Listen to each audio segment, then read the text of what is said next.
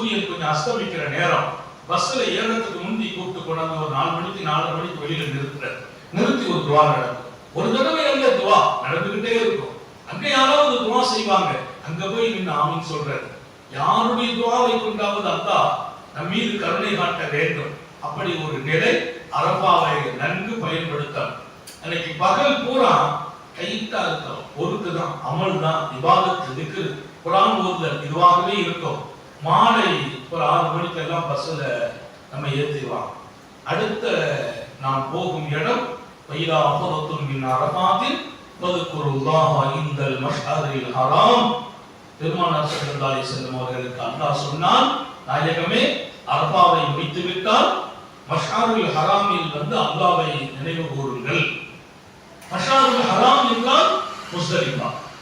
முஸ்தலிஃபாவுடைய அந்த மைதானத்தில் வந்து ரப்பை நினைவு கூறுங்கள். அப்ப அங்க போய் அன்னைக்கு இரவு அமல் செய்யும். ஆனா ரொம்ப சோர்வு இருக்கும். பகல் பூரா இபாதத்தில, துஆவில, தஹ்லீலில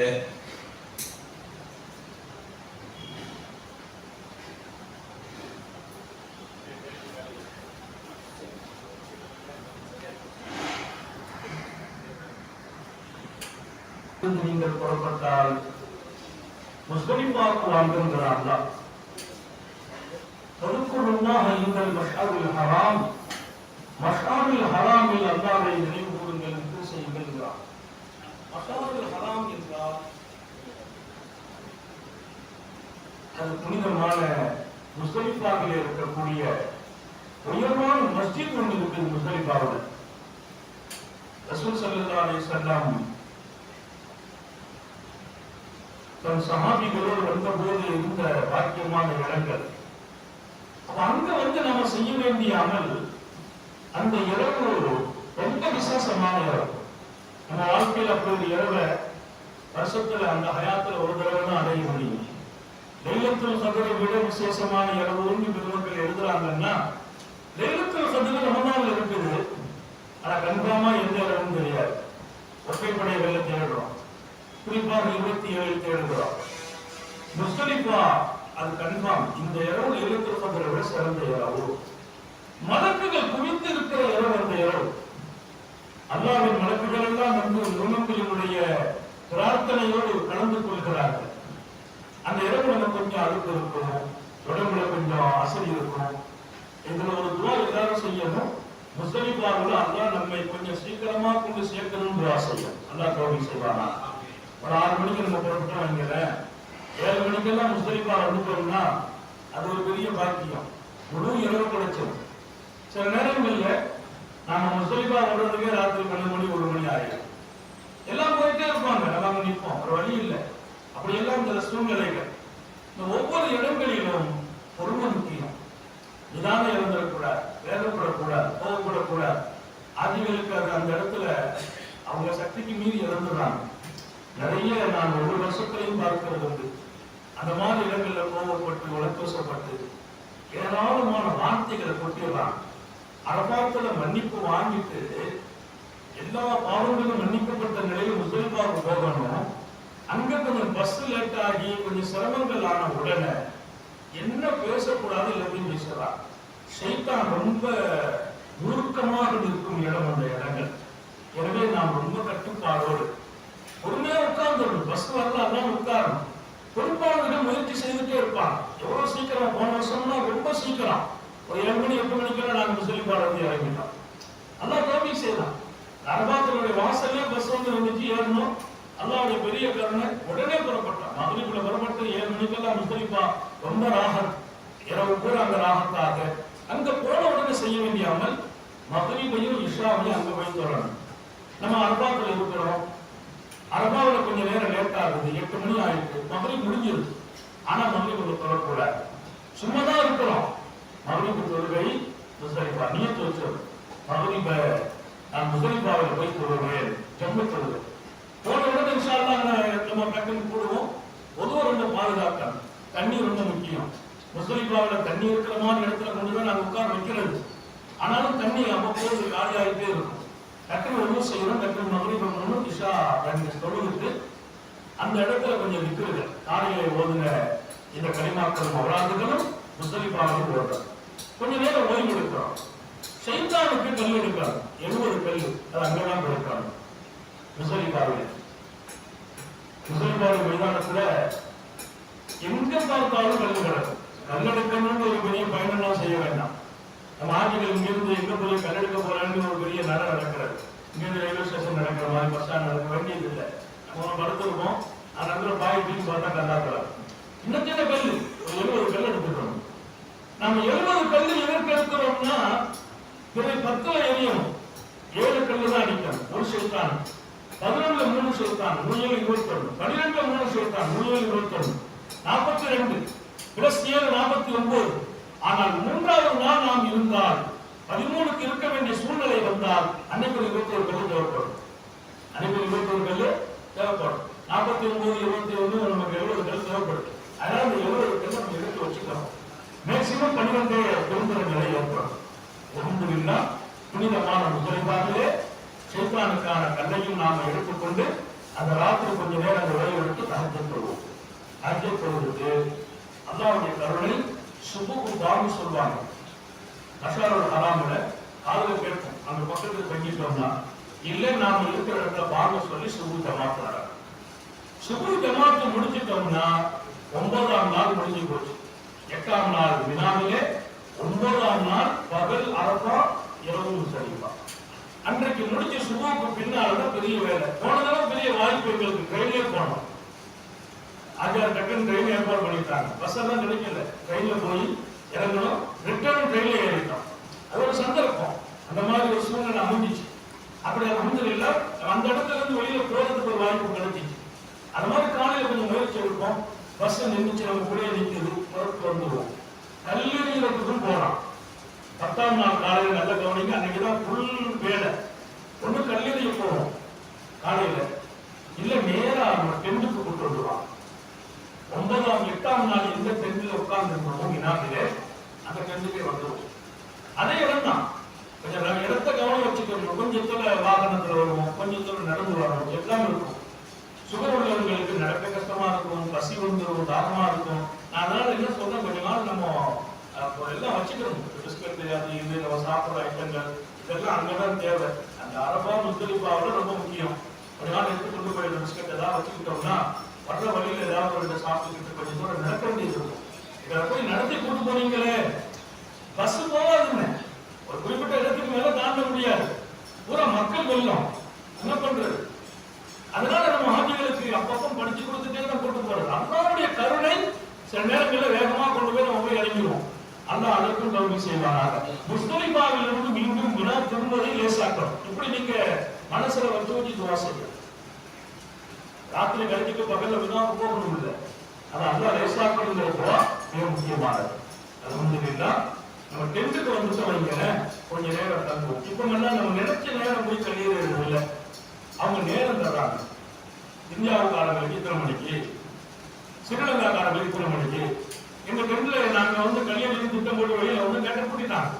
உங்களுக்கு டைம் இருக்கும் இல்லைன்னா நம்ம டைம் கொடுக்குறாங்க. அந்த டயத்துல நம்ம புறப்படணும். அல்ஹம்துலில்லாஹ், சேர்ந்துதான் போவோம். எல்லாரையும் கூப்பிட்டு போவோம். நம்ம பொறுப்பாளர்கள் வருவாங்க, நம்ம கூட வர்றவங்க, நாம எல்லாம் சேர்ந்து போய் கல்லடிக்கிறோம். முதல் நாள் ஒரே ஒரு ஷைத்தானும் கல்லடிக்கிறாங்க. 3 ஷைத்தான். First, second, third. நம்ம முதல் நாள் எங்க அடிக்கணும், தேர்ட் கடைசிக்கு தான் போறோம். ஆனா இதை கடந்துதான் போறோம். 2 ஷைத்தானை கடந்துதான். இதுல அடிச்சிடக்கூடாது. இதுல அடிக்காம உங்களை கூட்டு போயிருக்கோம். கடைசியில போய் பெரிய ஷைத்தானுக்கு 7 கல் அடிக்கிறோம். அல்ஹம்துலில்லாஹ், கல்லடித்து விட்டு நம்ம ரூமுக்கு எவ்வளவு நேரத்துல, சில நேரங்களில் காலையிலே முடிஞ்சிடும், சில நேரத்துல மாலை வரைக்கும் ஆகும். ஒரு வருஷம் போன வருஷம் நினைக்கிறேன், நாங்க மகப்புல தான் கல்லடிக்கிட்டே திரும்புறோம். அதுக்கு அடுத்து நமக்கு குர்பானி ஏற்கனவே பணம் கட்டிடுவோம். உடனே பணம் வாங்கிடுவாங்க குர்பானிக்கு, அது பேங்க்ல கட்டிடுவாங்க. அவங்க டைம் சொல்லிடுவாங்க, இந்த டைத்துல நாங்க குர்பானி கொடுத்துறோம், குர்பானியுடைய டைம் நமக்கு அறிவிச்சிருவாங்க. நாம மொட்டை அடிச்ச பின்னால நமக்கு அன்னைக்கு எல்லா வேலையும் முடிஞ்சது. அப்ப போய் ஷைத்தானுக்கு கல்லடிக்கிறோம்.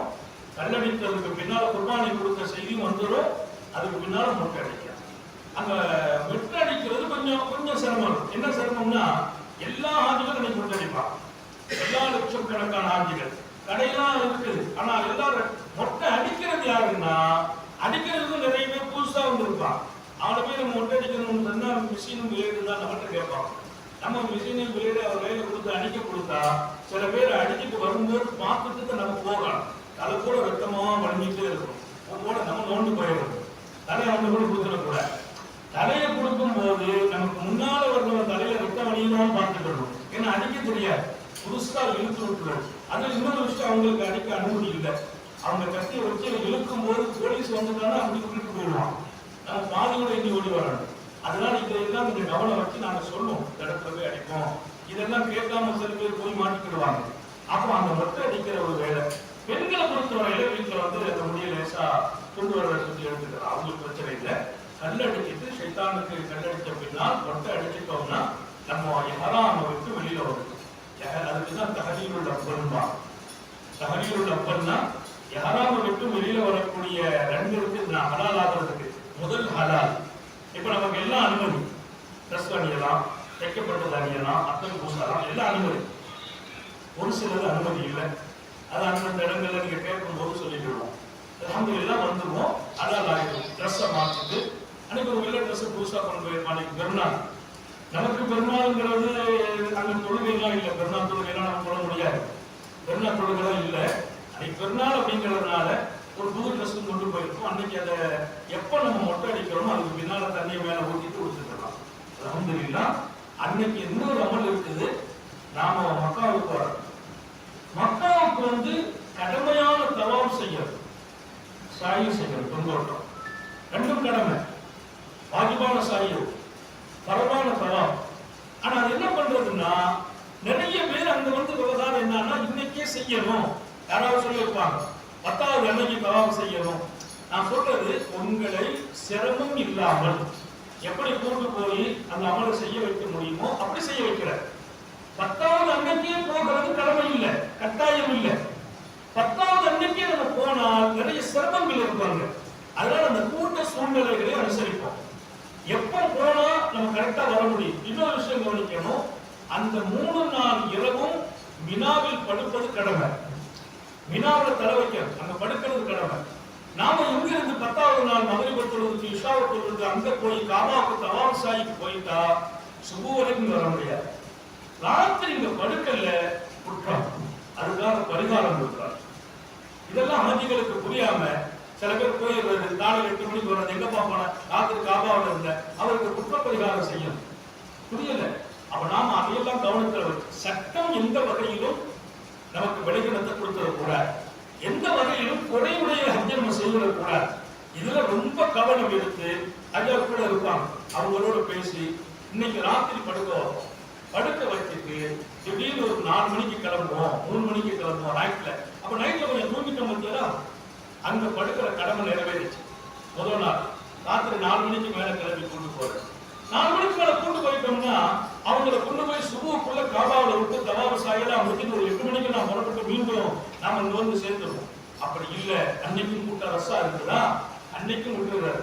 11வது நாள் கொண்டு போறது, 11வது நாள் 12 வரைக்கும் செய்யலாம்.